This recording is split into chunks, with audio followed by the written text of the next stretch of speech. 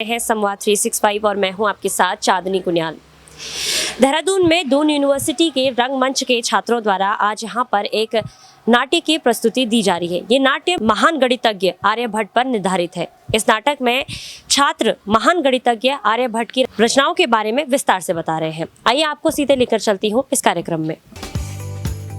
दून विश्वविद्यालय MA theatre के प्रथम वर्ष और द्वितीय वर्ष के छात्रों ने कॉलेज के नित्यानंद सभागार में महान गणितज्ञ आर्यभट्ट पर आधारित नाट्य मंचन किया। कार्यक्रम का संचालन निर्देशक राकेश भट्ट ने किया। कार्यक्रम के मुख्य अतिथि नाट्य गुरु शिरीष डोभाल और समाज सेवी चंद्रवीर गायत्री ने दीप प्रज्वलित कर कार्यक्रम की शुरुआत की। ये नाट्य गुप्त साम्राज्य काल के महान गणितज्ञ आर्यभट्ट पर आधारित था।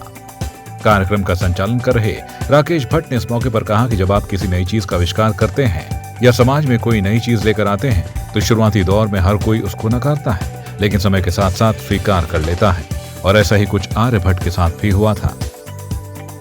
ये जो एक्टिविटी है थिएटर डे, जो हम 2 डेज का जो फेस्टिवल कर रहे हैं, ये बेसिकली जो एमए थिएटर यहाँ पर संचालित हो रहा है, MA theatre and performing art, उसकी एक प्रैक्टिकल एग्जामिनेशन का एक प्रारूप है। इस एग्जामिनेशन में हम लोग अपने ही स्टूडेंट्स जो एमए थिएटर के फर्स्ट ईयर और सेकेंड ईयर के जो स्टूडेंट हैं, उनसे एक प्रोडक्शन तैयार करवाते हैं, और जिसका डायरेक्शन किया मैंने और तैयार किया हमारे बच्चों ने। और ये जो नाटक है ये हमारे पाठ्यक्रम में भारतीय शास्त्रीय नाट्य परंपरा के अधीन पढ़ाया जाता है, जिसे क्लासिकल ड्रामा कहते हैं। और ये गुप्त साम्राज्य काल का एक ऐसा नाटक है जब आर्यभट्ट ने भारतवर्ष को ही नहीं पूरे विश्व को शून्य का आविष्कार करना सिखाया था। पृथ्वी के गतिमान की उन्होंने जब खोज की थी और नए नए अन्वेषण किए थे जो खगोल के संदर्भ में है। लेकिन हुआ यूँ कि जो पुराणपंथी जो लोग हैं वो नए ज्ञान, नई जानकारी, नए अन्वेषण या नया जो भी इनोवेशन होता है उसका विरोध करते हैं। ऐसा आज भी समाज में होता है। जब भी आप कोई नई चीज़ प्रतिपादित करते हैं तो उसका पहले आप विरोध झेलते हैं और बाद में वो चीज़ें स्वीकार्य होती हैं। तो ऐसा ही आर्यभट्ट के साथ हुआ।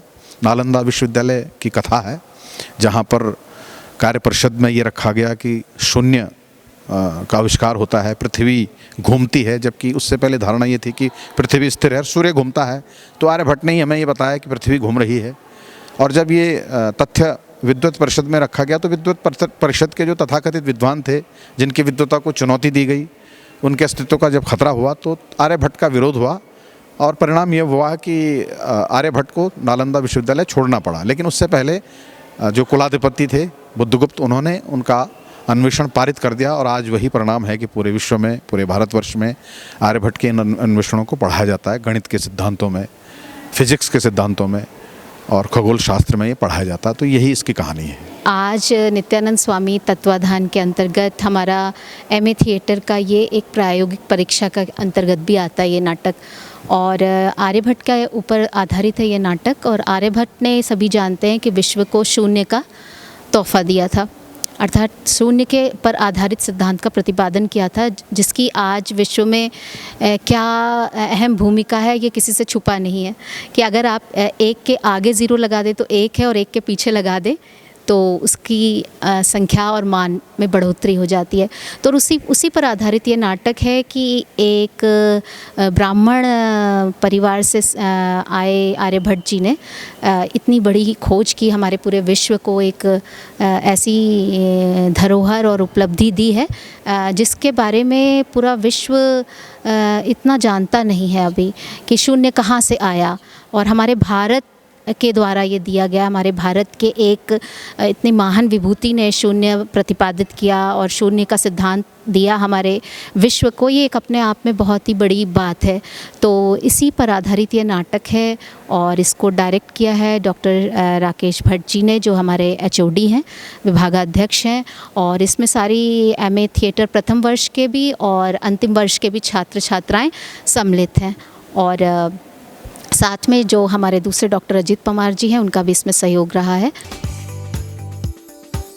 पिछले 2 सालों से दून विश्वविद्यालय में एमए थिएटर चलाया जा रहा है, जिसमें अलग अलग जगहों से यहाँ पर छात्र पढ़ने के लिए आते हैं।